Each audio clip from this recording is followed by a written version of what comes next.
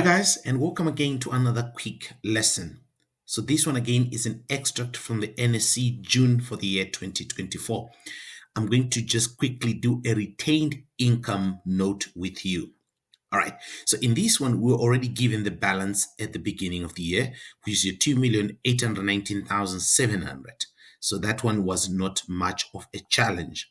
And we know that after we've put in the balance at the beginning of the year, the next thing that comes is my net profit after tax. So format is very important. I want to encourage you to know your format. Know your format that will allow you to save on time in the exam. So I'm going to come here and I'm going to say here my net profit after tax. All right. And I know that here in the information that I'm given income tax at a rate of 30%. So what I need to get is the net profit after tax. Let me remind you of something that I know you already know, that in most cases, you will have to come back again to what we call net profit before tax. Okay. So here's the net profit before tax in this scenario. So it will be 100%. Your net profit before tax will be 100%. And then you come and subtract income tax. And we're told that the income tax is 30%. Okay, so we're subtracting 30%. Here we don't know the rand value, but here we do know the rand value, which is 1,950,000. And then we'll get what we call net profit after tax. Net profit after tax, which is my 70%. And we also do not know its rand value. When we come in here, we want net profit after tax. That simply means what we want, in simple words, is that 70. Okay, so we are simply playing the what you want over what we have. This is what we want. We want the 70 and we have the 30, and they have must have two values.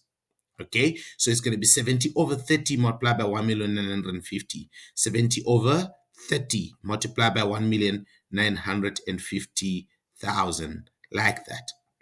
Okay, so let's bring our calculator and let's see how that is going to come.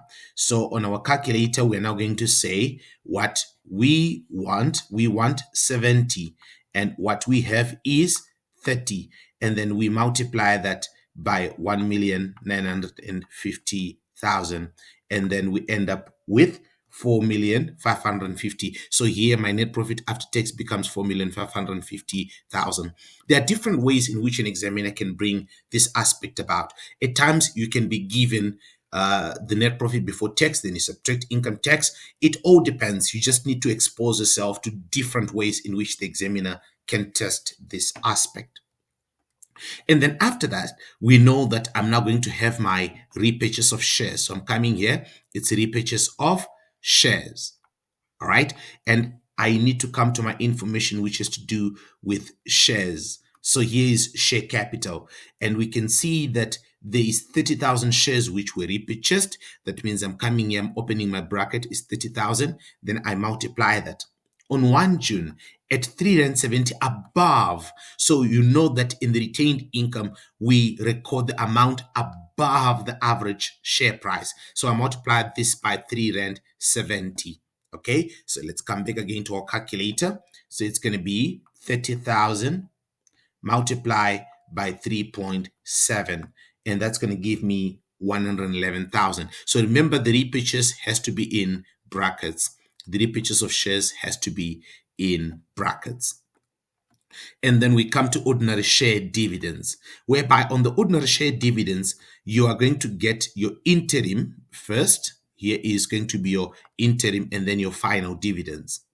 Now, when we come to information B, we are told interim dividends were paid on 31 August to all shares in the share register, and we were not given the interim dividend per share. We were not given that, even the amount. And a final dividend was declared on 29 February 2024. So let's go see if we're given more information that relates to this. All right. And then we can come and see that over here, I will use the answer book. In our cash flow statement, we are given dividends paid.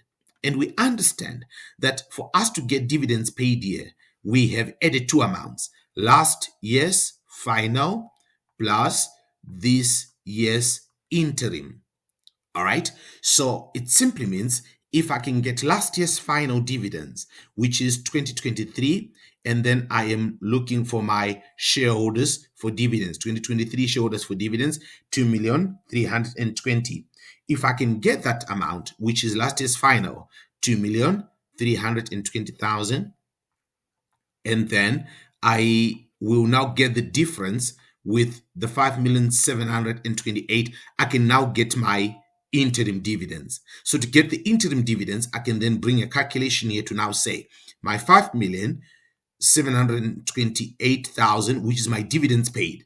Then I subtract last year's final dividends, which is my 2,320,000. Okay, let's see if our adding machine is close. There you are. So we can now say my 5,728,000.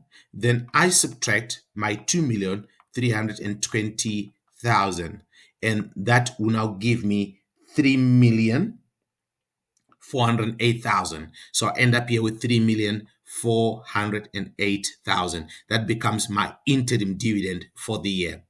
And then I can simply add those two amounts now. So I'm going to say my 3,408,000 plus the 2,338,000, which is the final dividends for this year.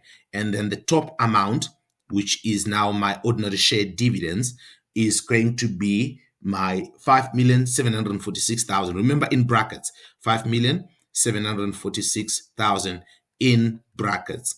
And then that will now give me the balance at the end. And for you to get the balance at the end, we're going to take it from the top, which is your 4,550,000. You see that one, the balance at the beginning, 4,550,000.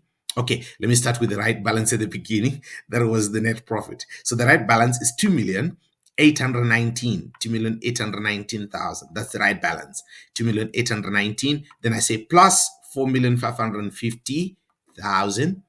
Okay, and then I say minus now 111,000. Okay, so I subtract 111,000. Then I subtract again 5,746,000. 5,746,000. And then that will now give me 1,512,000. 1,512,000. That becomes your balance at the end of the year. Okay, so I want to encourage you guys, keep practicing, do as much retained income notes as possible, do as much ordinary share capital notes as possible. All right, and then you have to be able to prepare a statement of financial position with them and also the cash flow statement with them. All right, so until next time, cheers and goodbye.